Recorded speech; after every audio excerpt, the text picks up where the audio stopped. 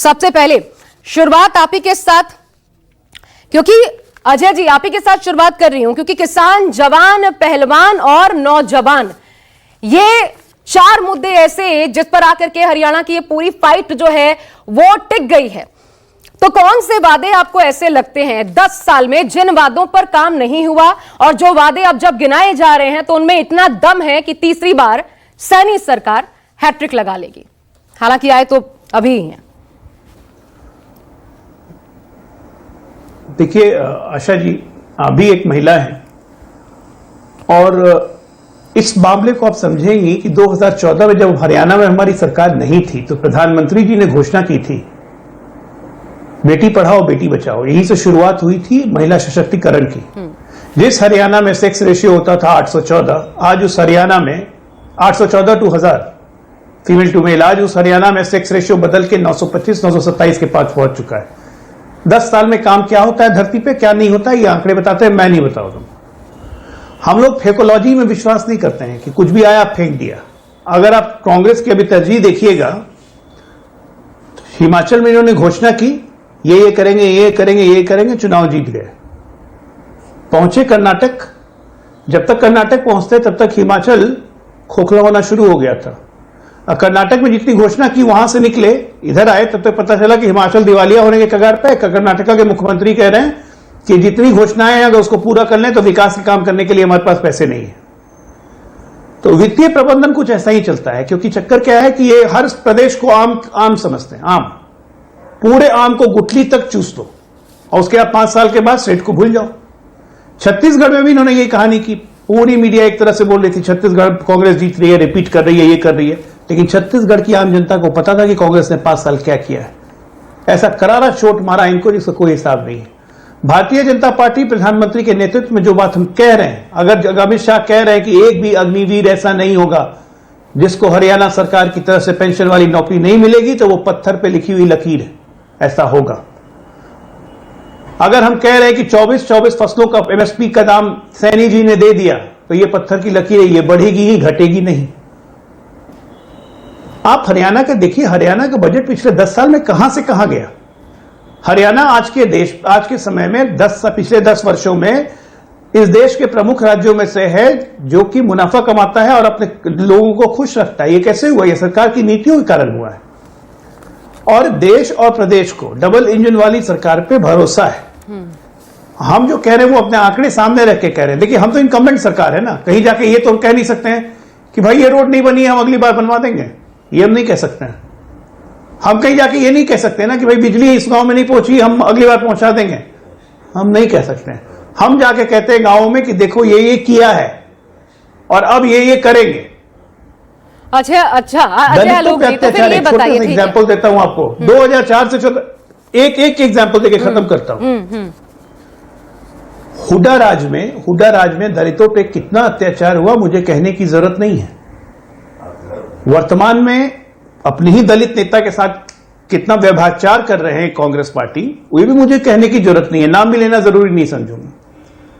और उन्हीं दलितों का कितना भला हुआ है, कितना सम्मान हुआ, कितना आगे बढ़े हैं, यह भी मुझे कहने की जरूरत नहीं है। हाथ कंगन को आस्तिक है, जो सामने दिखता है वो सामने दिख रहा है, इसलिए मुझे फेंकने की जरूरत नहीं है कि हम ये करेंगे, हम ये नहीं करेंगे। बेसिकली कांग्रेस आज की तारीख में इस सदी की सबसे बड़ी झूठी पार्टी है, क्योंकि कोई काम नहीं करना है, सिर्फ झूठ बोलना है, वादे करने हैं। अरे एक बार भ्रम होगा, 2 बार होगा, बार बार भ्रम नहीं ना होगा। तो ये जनता समझ चुकी है। तो फिर ये जो हरियाणा में नतीजे आएंगे, जो भी आएंगे, वो इस बात का सबूत यानी अजय आलोक होंगे कि एक तो केंद्र सरकार के भी 100 दिनों के कामकाज पर भी मोहर होगी, और 10 साल में, या आप मानेंगे तब भी कि 10 साल में इन बीजेपी की जो सरकार रही है हरियाणा में, उसको लेकर भी एक मोहर होगी। एंटी इनकम्बेंसी, एक कि कांग्रेस आ रही है, बीजेपी जा रही है, ये तमाम बातें सामने आ रही हैं। ये तमाम चीजें आप कह रहे हैं सिर्फ हवा हवाई हैं। हाल का एक वीडियो आपने देखा होगा, मनोहर लाल खट्टर कैसे एक युवा पर गुस्सा हो गए थे जब उसने कहा कि नहीं आ रही। उसने भरी सभा में कहा कि नहीं आ रही, और कैसे उसके बीजेपी की सरकार, और उसके बाद कैसे मनोहर लाल खट्टर गुस्सा कर उस युवा को बाहर निकाल देते हैं। आपको लगता है ये सब कुछ बस हवा हवाई है? देखिए, ऐसा मैं इसी बात को आप भी कहूंगा आशा जी कि नतीजे आने के बाद अगर बीजेपी सरकार आ गई तो आप मानेंगी आप क्या फिर सबको ही मानेंगे? मानना ही पड़ेगा, कोई उपाय नहीं है। बिल्कुल न चाहते हुए भी छत्तीसगढ़ में माना था, तो आगे भी मानना पड़ेगा। और जनादेश नहीं आया तो बिल्कुल सर झुका के शिरोधार्य करेंगे और जनता की सेवा में लगे रहेंगे। लेकिन ऐसा हो ही नहीं सकता कि जनादेश नहीं आएगा। आप मुझे बताइए ना, पिछले 15 वर्षों में एक राज्य बता दीजिए जहां कांग्रेस ने वापसी की हो। हाँ, मैं कम से कम 5 से 7 राज्य ऊपर बता सकता हूं जहां भारतीय जनता पार्टी ने लगातार वापसी की है, क्योंकि हमारा काम का ट्रैक रिकॉर्ड है, गवर्नेंस का रिकॉर्ड है। ठीक है, भाई भतीजावाद में हम लोग नहीं ना है। अभी जिस बात से अजय आलोक आपने शुरुआत की, अब मैं आपको वहीं पर ले आती हूँ। महिलाओं की बात आपने उसी से शुरुआत की। 500 रुपए में गैस सिलेंडर देने की बात आप भी कर रहे हैं, 500 रुपए में गैस सिलेंडर देने की बात कांग्रेस भी कर रही है। हमारे यहाँ ना लगातार फील्ड पर जाकर के रिपोर्टर्स लोगों से बात करते हैं, ऐसे बड़े सारे शोज आप भी देखते होंगे। उसमें एक महिला ने जो कहा वो मैं आपको सीधा कोट कर रही हूं। उस महिला का कहना था, क्योंकि जब कहा गया कि अब तो सिलेंडर सस्ता हुआ है, तो उस महिला ने कहा ये तो अभी चुनाव आए हैं इसीलिए इन्होंने सस्ता किया है, नहीं तो ये तो महंगाई चल रहा था, ये तो सिर्फ वोट आते हैं तो वोट के लिए कर रहे हैं। ये एक महिला जो घर चलाती है, जो बहुत सामान्य वर्ग से एक महिला थी, उस तक को ये बात समझ आ रही है। तो आपको लगता है कि वहां का किसान, वहां का नौजवान ये बात नहीं समझेगा कि क्या हो रहा है जमीन पर? क्या एक्चुअली देखिए, मैं राजनीतिक दल का प्रवक्ता जरूर हूं, लेकिन इस देश का आम नागरिक भी हूं। और मैं क्या, यहां पर सबको आम नागरिक भी है पहले, पर प्रवक्ता होने के पहले, राजनीतिक होने के पहले, या आप जर्नलिस्ट होने के पहले। या आप जानती हैं कि चुनाव आने के पहले तमाम राजनीतिक दल घोषणा पत्र लाते हैं, तमाम वादे करते हैं, लुभाने की कोशिश करते हैं। इसमें कोई गलत नहीं है।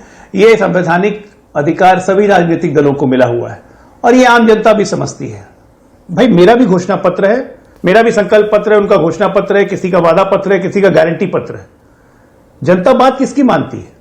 जिसकी क्रेडिबिलिटी हो, जिसने पहले करके दिखाया हो। 100 में 100 कर लाने की कोई गारंटी नहीं ले सकता है, लेकिन हाँ 100 में 75 के ऊपर हमेशा हम लेके आए हैं और हम लाते रहेंगे। नहीं, क्या कह रहे हैं, थोड़ा सा और क्लियर करिए कि वादे हैं, वादों का क्या? ये वही वाली बात हो गई अजय आलोक जी, क्या कि जनता जिसके झांसे में आ जाए? हम क्या कह रहे हैं कि सभी राजनीतिक दल कहते हैं कि हम ये करेंगे, हम ये करेंगे, लेकिन जनता बात किसकी मानती है?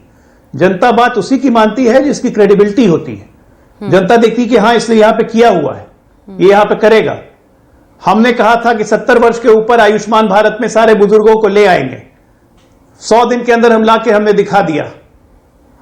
लोकसभा चुनाव के पहले आपको याद है ना, वादा किया था हमने 100 दिन के अंदर क्या क्या काम करेंगे, उसकी पूरा ब्यौरा हमने सामने रख दिया है। 15 लाख करोड़ की इंफ्रास्ट्रक्चर प्रोजेक्ट हम करेंगे, हमने वादा किया था, हमने करके दिखा दिया इसको। तो जनता ये देखेगी ना कि इंफ्रास्ट्रक्चर मतलब क्रेडिबिलिटी, डिलीवरी किसकी है। तो हरियाणा में तमाम ऐसे कार्य हुए हैं जिसमें जनता को यकीन हो चुका है। चाहे आप ईस्टर्न वेस्टर्न पेरिफेरल एक्सप्रेसवे देखिए, रिंग रोड देखिए, गुड़गांव में इंफ्रास्ट्रक्चर डेवलपमेंट के लिए जो लगातार काम हो रहे हैं, जिसके कारण गुड़गांव को इतनी समस्या होती थी, वो सब देखिए। ठीक है, चंडीगढ़ को देखिए, चंडीगढ़ दिल्ली नया फ्रेश ग्रीनवे एक्सप्रेसवे बन रहा है, वो देखिए। तो जनता को ये पता है कि बीजेपी कहेगी तो करेगी। ऐसा नहीं है कि गोल गोल हवाई भाई, और ये भी नहीं होगा कि करने के बाद हाथ खड़ा कर देगी कि भाई तनख्वाह देने के पैसे नहीं है।